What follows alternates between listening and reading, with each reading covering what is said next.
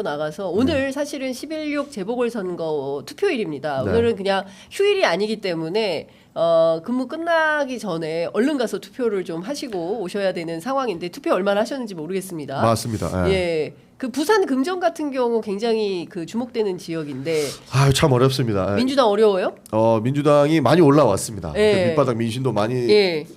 좋아졌는데 네. 여러 가지 또 논란들을 낳고 저쪽에서는 또 엄청 세게 공격하고 하다 보니까 아주 힘들어진 것 같습니다. 그래서 아주 좀 날선 공격을 국민의힘에서 하고 있거든요. 예. 그러나 우리는 금정을 포기할 수 없었다라는 입장 때문에 지금까지도 열심히 해왔던 것이고 네. 지금은 투표율이 관건이지 않을까 그런 걸 보고 있습니다. 네. 예.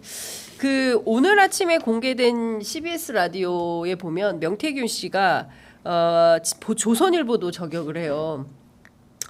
걱정이라도 해주고 이제 와서 자기들한테 불똥 튈까 싶어서 보수들이 더 그래요. 조선일보부터 싹 다 그게 자기들이 뭐 왜 그래요? 그렇잖아요. 뭐 이렇게 하면서 이제 정진석 비서실장 비판을 좀 하고 그리고 여사하고 주고받은 문자는 에피타이저도 아니에요 라고 얘기를 하면서 그거 10배 100배도 넘어요. 사회적 파장이. 정진석 너나 알아?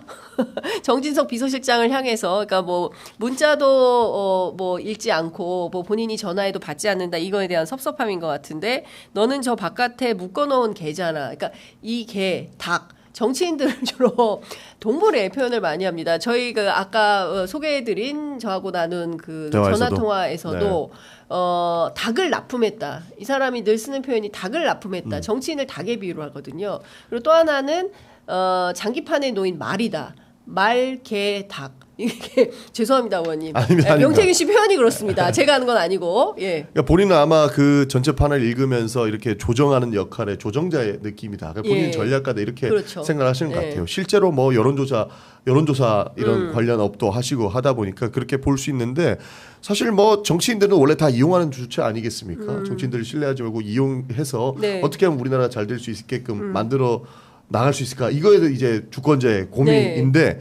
명태균 씨는 그거를 이제 아주 사실 제 입장에서는 왜 하필 윤석열 대통령한테 그런 걸 시켜가지고 나라를 이 지경으로 만드느냐? 그건 먼저 늦지 않았으니 네. 지금이라도 바로 잡아주셔야 된다. 이런 얘기 좀 드리고 싶은 거죠. 그렇군요.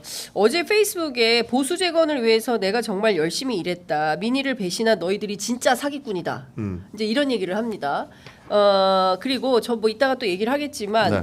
명태균 씨가 사실은 심리적으로 굉장히 의지하는 어떤 분이 있어요. 물론 이제 그 두 분 간의 티키타카도 있고 막 이렇게 하는데 이분이 저에게 명태균이라는 사람이 어떤 사람인지를 쭉 설명을 했습니다. 이게 편의점 일보로 제가 네. 단독 취재한 거 나갑니다. 그 명태균 씨는 실제로 보수의 정치 변화를 바라고 그걸 이루려고 많이 노력을 하고 관련된 사람들하고 컨설팅하고 신뢰를 받은 거다. 이런 얘기를 하고 있고 실제로 조용히 개혁을 좀 해보려는 그림자였는데 이번 사태를 계기로 갑자기 드러나게 되면서 명태균 씨의 존재가 세상에 알려지게 된 거다. 이런 얘기를 합니다.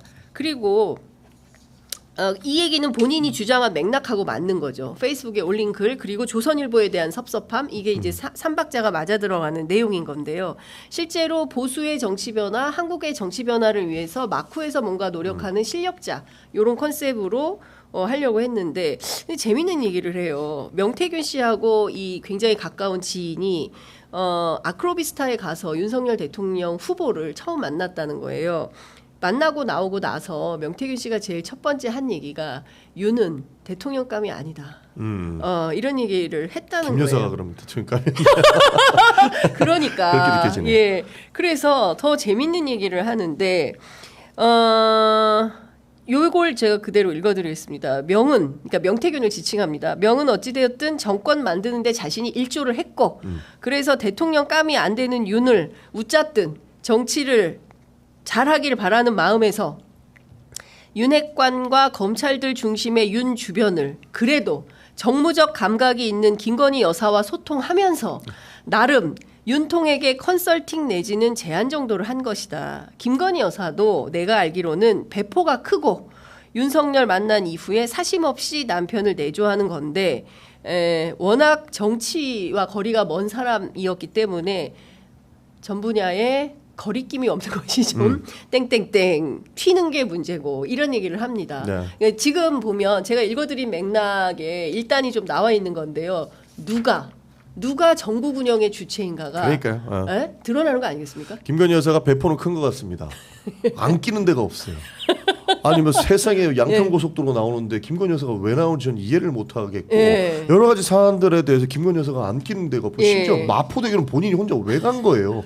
그 지점을 지적하지 않을 수 없는데 그런 걸 봤을 때 뭐 좋게 얘기해서 배포가 큰 거지 네. 오지랖이 넓다라고 평가할 수 있을 것 같습니다. 네. 그리고 이 취재가 굉장히 좀 좋다고 보는 게 네. 명태균 씨가 영 말도 안 되는 소리는 안 하는 사람 같아요. 네. 그러니까 본인도 그렇게 실제로 이야기하고 있고 본인이 했던 이야기들 나 폭로하겠다 했는데 진짜 다 폭로하잖아요. 그러니까 영 말도 네. 안 되는 얘기는 안 하고 네. 뭐 본인도 정보 감각이 있다라고 평가를 하면서 그렇게 예. 움직였으니까 네. 김 여사가 나는 전적으로 당신을 신뢰합니다라는 이야기를 했을 것이고 그렇죠. 여러 가지 상의를 했을 거란 말이죠. 예. 그러니까 명태균 씨가 지고 있는 카톡이 한 2,000개가 된다라는 것이고 엑기스만 추려도 200개다. 그렇죠. 예. 여기서 이제 대통령실이 정신 못 차리는 거죠. 네. 예. 그러니까 근데 사실 명태균 씨가 이렇게 등장하고 있는데의 걱정은 네. 대통령실이 이것만 방어하다가 다른 거 다 못 놓칠까봐 좀 걱정이 이미 합니다. 좀 그런 거 아닙니까? 어제 대통령 뭐 여러 가지 발표했는데 귀에 하나도 안 들리고 그렇죠. 오로지 오빠만 들리는 거예요. 그렇죠.